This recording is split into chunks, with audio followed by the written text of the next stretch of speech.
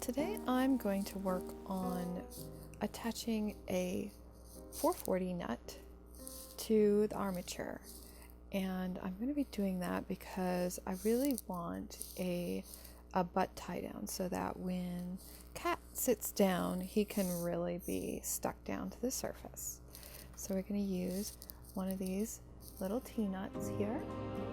So these are the two size T-nuts I like to use, and I like to use the T-nuts because they have these little spikes and they also have a bigger flange, so you have a little bit more surface area than, say, using just a regular nut. There's not much for you to grab onto with a regular nut.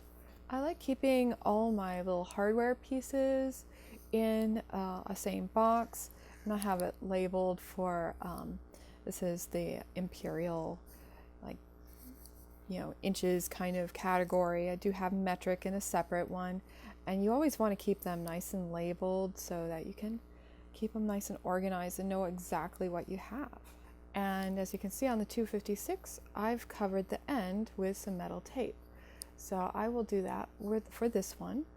And the reason I cover it with metal tape is so that whatever putty I use or moldable plastic doesn't flow into the end. And I also make sure that I have some threaded rod or a long bolt into there so that I also don't get whatever material I'm using to attach this with flowing into the thread. So I have a clear through hole that I know I can get the threaded rod into. So I use these for tie downs in the feet and in the body of a lot of my puppets. So this is the metal tape that I use, and you can find it at hardware stores or automotive places. It's a heat resistant type of tape used for emergency repairs on cars, and I like to use it because it has a high temperature rating. So when I use the moldable plastic, I know the adhesive on it isn't going to delaminate. So I'm just going to cut. I like to cut it into these little squares, and I'll just leave it extra aside, and I can see what size this can be, and I think that's about a good size. Maybe it's a little bit much, but I like to have a little extra going around the edges. Just tuck it around. You want to make sure there's no gapping so that your layer of the moldable plastic will actually adhere and lock on. So you can use a little bit less, but this is I believe this is aluminum based tape, so it bends just as easy as aluminum, so you can get it in there. And there you go. Now you can see on the metal armature that I've made for Cat that I've put a little loop here, and that's for the head of this T-nut to go through.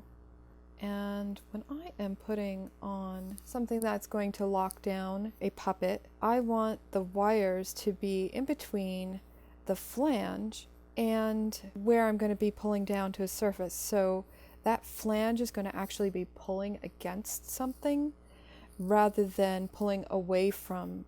Let's say if I were to put it on to the other side, if I were to put the flange this way, then this thing could potentially just pull away. And so I always like that if you've got your wire coming down on the loop of your foot, then you always want to make sure that that T-nut has that flange over the wire, so you're sucking that wire down to your surface. So I'm going to put that in there, and now it's sort of in place for me to get some of the moldable plastic going. So this time with the moldable plastic, I'm going to be using the poly plastics. I find that they're pretty affordable. This is not sponsored by them whatsoever. Special in this time, I am going to use a colorant. So I am going to use some of their colorant pellets.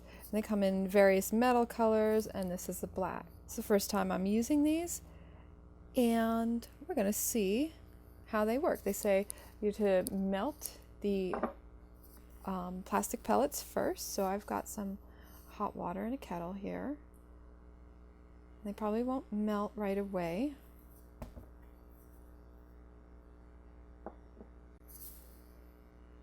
So I've been letting these sit in here, and then I replenish the water. I let the little ceramic dish kind of warm up and retain that heat. I pour off the water and add a bit more.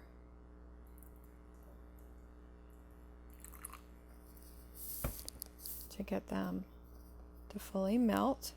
And let's see what these guys do. So it says, I don't know what proportion that I'll need to do, but that seemed a good start. And then they talked about kind of mushing these together.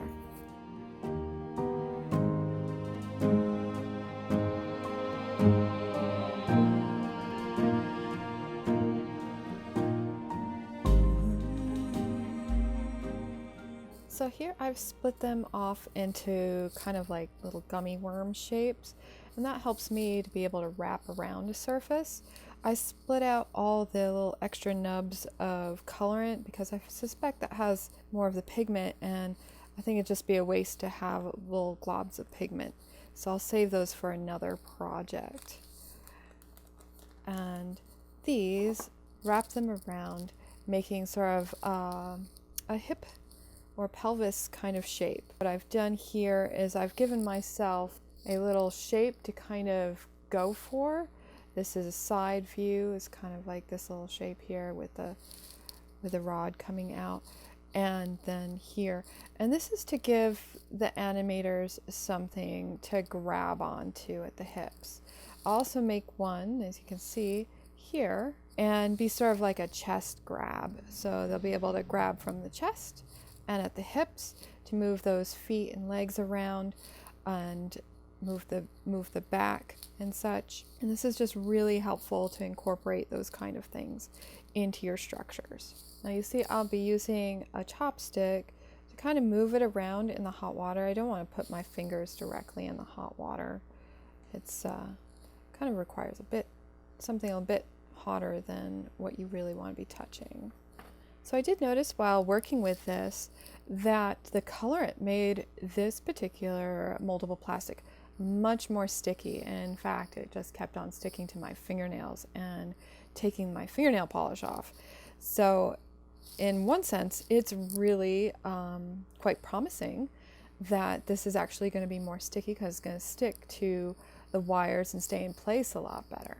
And I wanted to color this, even though it's used on the interior of the body, just in case the outer layers I'm going to add onto the body moved aside, and I just didn't want a little white hip bone showing through on this kitty cat.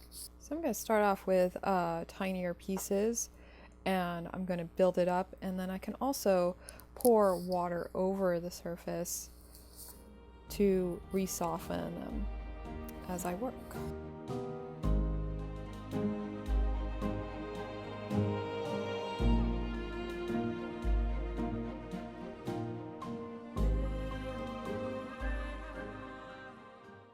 So I'm also going to do, so I can pour onto this, is I'll use a little pie tray, and I will pour directly onto the guy. You can see he's softening up. I make sure that plastic is really pushed in between the wires and all around the wires. You don't want it really gaps in there. This might be a little hard to see with the black on black, but I'm slowly building it up, and at some points I will turn these little gummy worms into sort of flatter, narrower pieces that I can wrap around and build it out a little slower. I want to make sure these guys can bend. And you need to work fairly quickly. This really cools down very, very quickly. We need to reheat it. You can see that is gotten hard again. Just pour right over the pie tray. Get that plastic right down in there. Now what I want to make sure of is that there's no sharp edges that are going to wear on the wire where the wire is coming out from this plastic. Even though this plastic's has some softness to it. It's not as hard as, say, metal or that kind of thing. But you still want your transition to not wear on your metal. I'm going to start on this chest block. You can see it just really likes sticking to my fingernails. Without the color, I have not had this happen before. It's really sticky. Now I want to show you that with what happens without securing these wires together, this crossover. You know, I've wrapped the wire around each other, but there's still some play in there. So we want to make sure that that connection is really locked in, and that's why we build out these little body blocks. You know, there's a hip, and then this will be a chest block. Maybe you can see that I've wrapped this around in a crisscross, and now I'm going to reheat it and keep wrapping it to where it needs to be.